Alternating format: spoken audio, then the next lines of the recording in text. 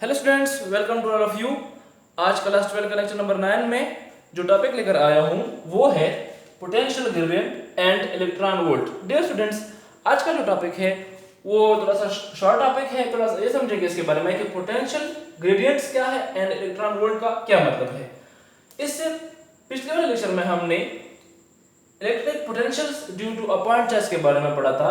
आज हम ये देखेंगे कि जो पोटेंशियल ग्रेडियंट्स है उसका क्या मतलब है।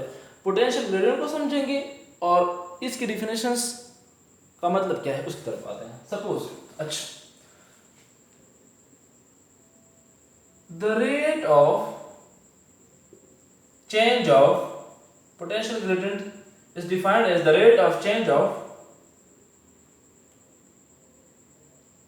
electric potential,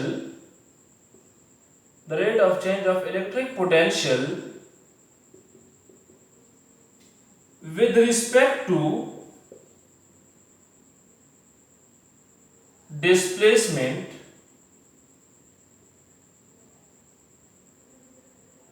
is called potential gradient। मतलब ये है कि इलेक्ट्रिक पोटेंशियल का डिस्प्लेसमेंट के साथ चेंज होना इसका पोटेंशियल ग्रेडियंट्स। अच्छा देखिए, अब हम ये समझेंगे कि जो इलेक्ट्रिक पोटेंशियल है वो किस तरह डिस्प्लेसमेंट के साथ चेंज होता है। डियर स्टूडेंट्स, जो हमने इलेक्ट्रिक पोटेंशियल का फार्मूला प्रूफ किया था due to a point charge, as we know that electric potential जिसको हम V से डिनोट करते हैं, V equal to 1/4 pi epsilon naught Q by R। ये फार्मूला हमने प्रूफ किया था पिछले वाले लेक्चर में, लेक्चर नंबर 8 में।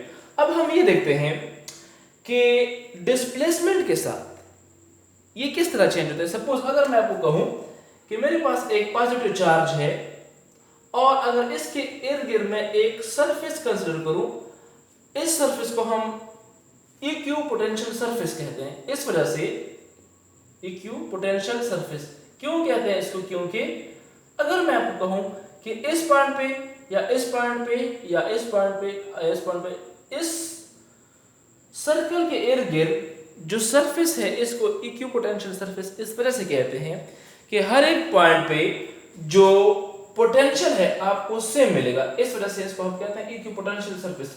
और इस EQ पोटेंशियल सरफेस की हम जो स्ट्रेंथ है वो लाइन से डिनोट करते हैं।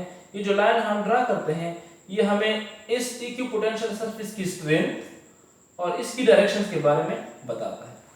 अब अगर आप देखें, फॉर एग्जांपल एक चार्ज है, अगर मैं यहाँ पे रखूं और इसको मैं अगेंस्ट द फील्ड मूव करता जाऊं तो डेफिनेटली R के साथ ये इंक्रीज होगा। मतलब जब मैं इनवर्सली प्रोपोर्शनल है, जब ये R डिक्रीज होगा तो डेफिनेटली जो V है इलेक्ट्रिक पोटेंशियल है वो इंक्रीज होगा।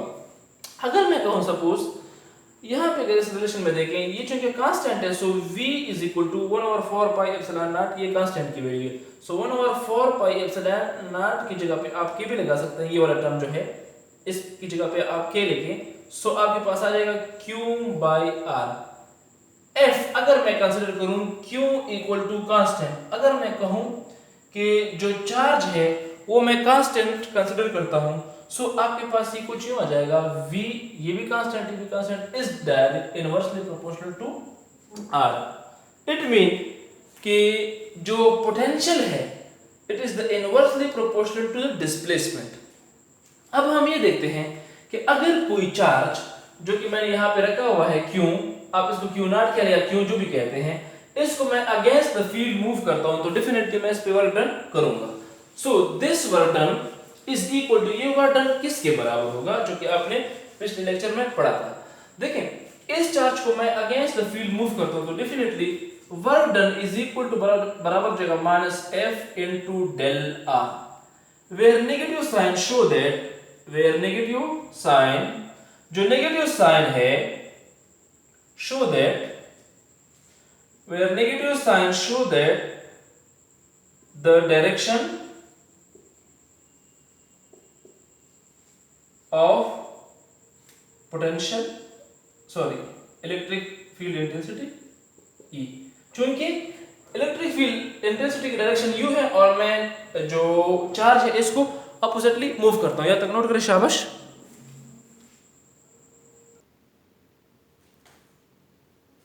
अच्छा स्टूडेंट्स, अब चूंकि यह हमने तो बता दिया कि ये इसके बराबर है, सो फाइनली अगर आप देखें जो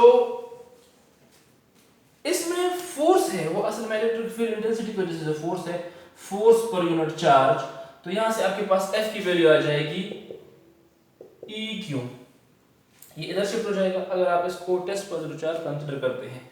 सो आपके पास this equation become W is equal to minus EQ del R। So यहां तक तो हमें समझ आ गई है कि जो हमने वर्क डन का फार्मूला यूज किया वो कुछ यू आया। अब स्टूडेंट्स यहां पे अगर आप देखें सो ये जो वर्क डन हम कर रहे हैं, आप इस फार्मूले को अगर थोड़ा सा ध्यान से नोट करें, चूंकि अगर मैं इस Q को इधर लिख लूं तो आपके पास ये आ जाएगा W by Q minus E del R।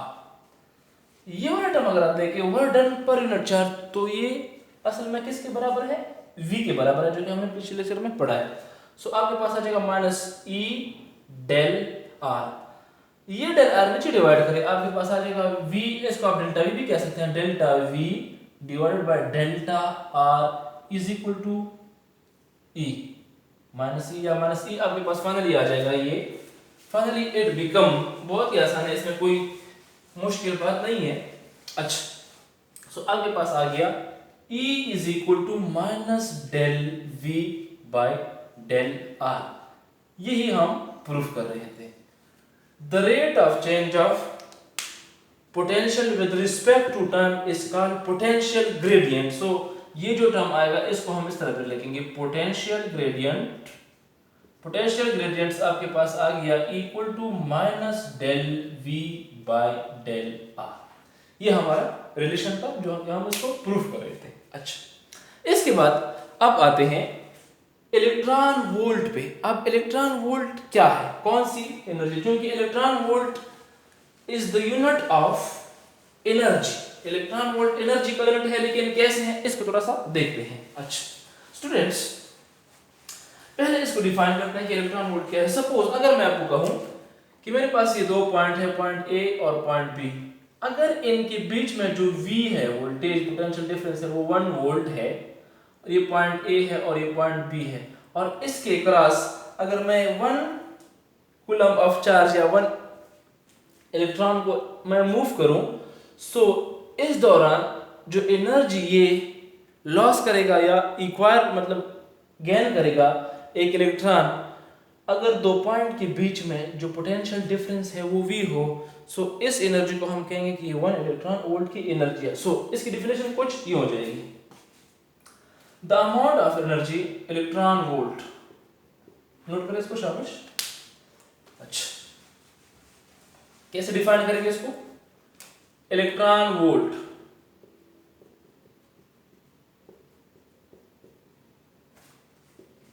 the amount of energy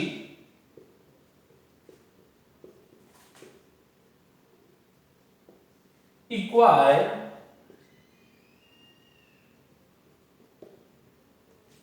or lost by an electron, ये अमाउंट ऑफ एनर्जी कोई इलेक्ट्रॉन या लॉस करे या गेन करे इलेक्ट्रॉन बिटवीन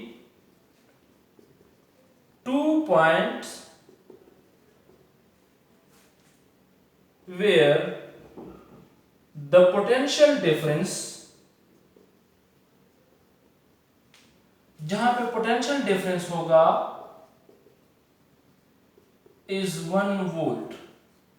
अगर किसी दो पॉइंट के बीच में, फॉर एग्जांपल दो पॉइंट है, इसके बीच में जो पोटेंशियल डिफरेंस है वो 1 इलेक्ट्रॉन वोल्ट है, अगर इसके बीच में एक electron amount of energy gain करे या लॉस करे, सो वो जो एनर्जी बराबर होगा वो 1 इलेक्ट्रॉन वोल्ट के बराबर होगा। सो हम कैसे लिखेंगे? Energy is equal to 1 electron volt. अच्छा अब यहां पे अगर आप देखें जो डिफिनेशन में हमने लिखा है, वोल्ट किसके बराबर होगा? 1 की। सो फाइनली आपके पास ये कुछ यूं आ जाएगा, मतलब 1 इलेक्ट्रॉन वोल्ट कितनी एनर्जी होती है? इलेक्ट्रॉन में जो चार्ज है वो है 1.602 मल्टीप्लाई बाय 10 की पावर माइनस 19 कूलम, और वोल्टेज कितना होना चाहिए? 1 वोल्ट। यहां तक नोट करें, शाबाश।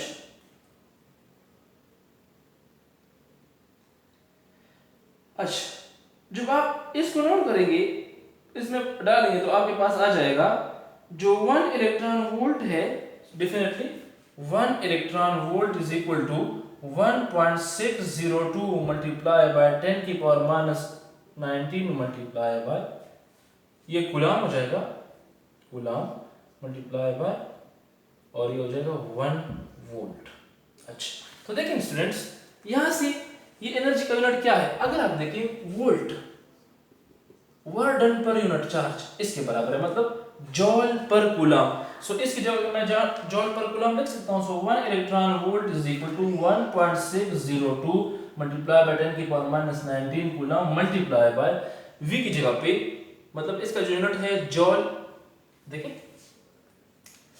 v equal to work done पर unit charge, so v is equal to joule और चार्ज की यूनिट है पर कूलम। सो इसकी जगह पे जो यूनिट मैं लिखूंगा वो होगा जॉल पर coulomb. So coulomb cancel with coulomb, आपके पास 1 इलेक्ट्रॉन वोल्ट आ गया 1.602 मल्टीप्लाई बाय 10 की पावर माइनस 19 जॉल। सो एक इलेक्ट्रॉन वोल्ट में इतने जॉल एनर्जी होती है। डियर स्टूडेंट्स, आज के लिए इतना ही काफी था। पढ़ाई करते रहे, इंशाल्लाह अगले लेक्चर में मिलेंगे। अपना ख्याल रखें। अल्लाह हाफिज।